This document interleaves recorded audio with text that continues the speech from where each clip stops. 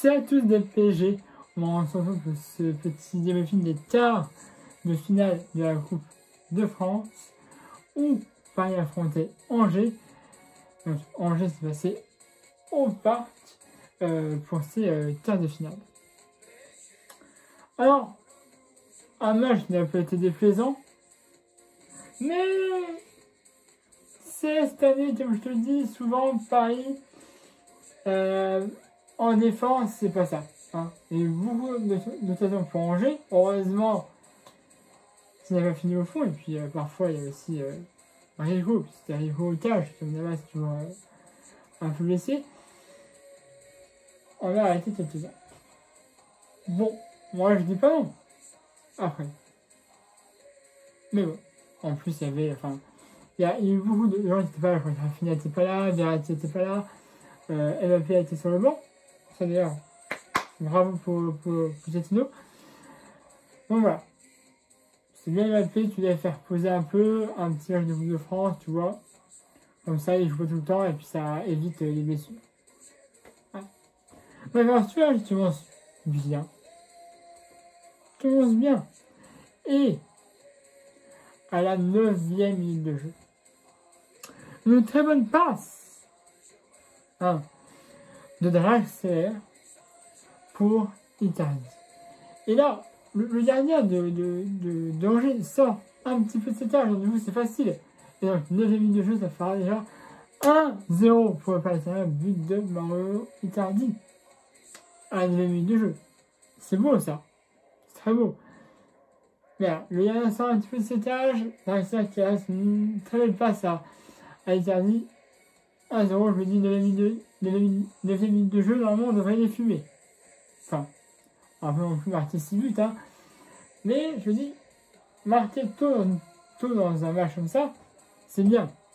Ça donne la confiance. Et ensuite, après, ça continue.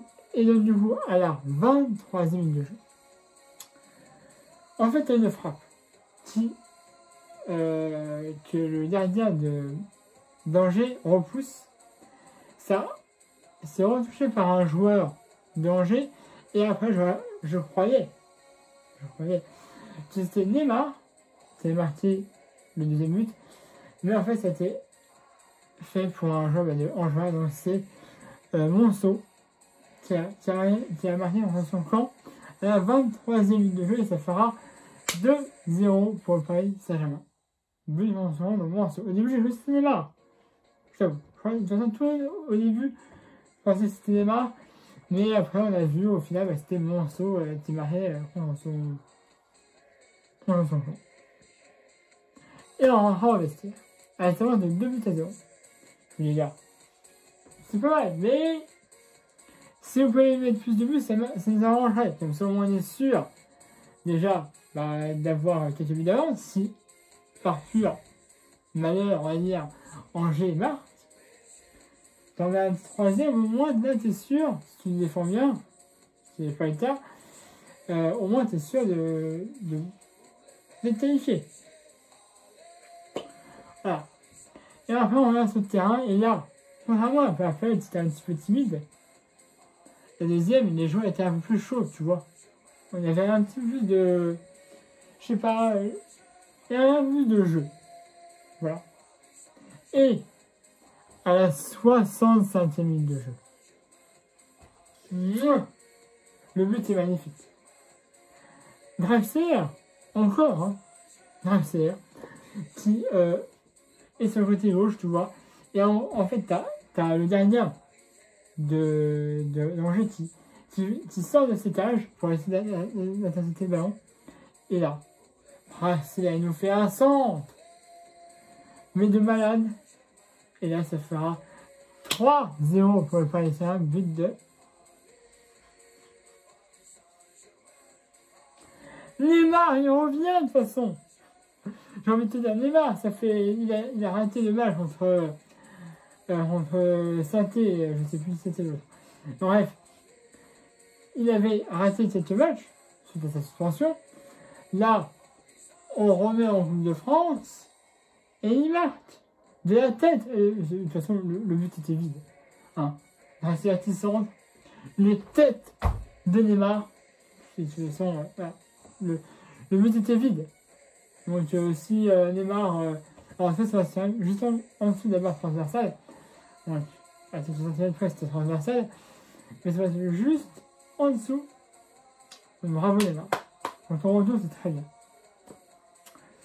Et ensuite après, ça continue. Ça continue. Et donc après, à la 68e minute de jeu, tu vois, un petit peu sur le côté, vraiment, hein, sur le côté, à l'entrée de la phase de réparation, t'as Di Maria qui laisse une passe, il frappe, et ça fera 4-0 pour Manu, c'est un but de Mauro Icardi, le doublé pour Icardi, c'est lui qui a eu la victoire. La dernière fois face à Saint-Étienne, son plus magnifique de la tête. Hein? Il nous a libérés tous. Là, je me suis dit, tu vas rester pour le but, mais là, il remarque doublé de Mauro Icardi. En 68e minute de jeu, 4-0 pour le Paris Saint-Germain. Mais c'est pas fini, frère! Mais c'est pas fini! Dans les arrêts de jeu, une passe décisive de Herrera. Et le but est magnifique. 5-0. Mais c'est qui? Mais c'est Icardi. Triplé de Mauro Icardi, les amis. Tous ceux-là qui le critiquaient, je les ai entendus les critiques. Hein. Ce Mauro, tu vois, les dernières, s'il était bon, mais cette année, c'était un petit peu... Voilà, tu vois, et puis que fallait le vendre. Mais les gars, mais il avait une prestation bonne, alors ça, c'est enrangé. Mais il nous a quand même fait une belle prestation ce soir. Avouez-le. Avoue, toi là, tu as cette vidéo, avoue que Mauro Icardi, on peut le critiquer. Mais que parfois, il nous sert bien. Ouais, j'arrive pas à me finir du but, puisque... Mais je crois qu'il est magnifique. Je crois que c'est... Presque à la surface, il frappe, c'est magnifique. Voilà. En plus, tu vois, c'était en lobe là, comme ça. Magnifique. Magnifique.